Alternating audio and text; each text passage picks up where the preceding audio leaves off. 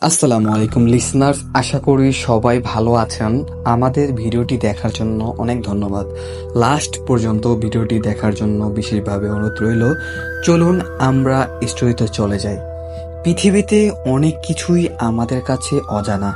আমরা কেউ কেউ ভূত প্রেতে বিশ্বাস করি, আবার কেউ করি না। আমি এখন যে ভৌতিক গল্পটি বলবো সেটি কোনো বানানো বা কাল্পনিক গল্প নয়। আশা করি সবার ভালো লাগবে।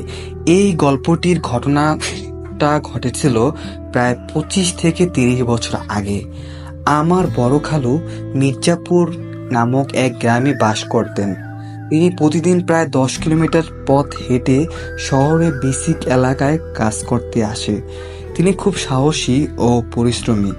বড় খালু খুব ভোরে আজান দেওয়ার আগে ঘুম থেকে উঠে কাজের উদ্দেশ্যে বাড়ি থেকে বের হতো। তখন গ্রামের রাস্তা পাক ছিল না।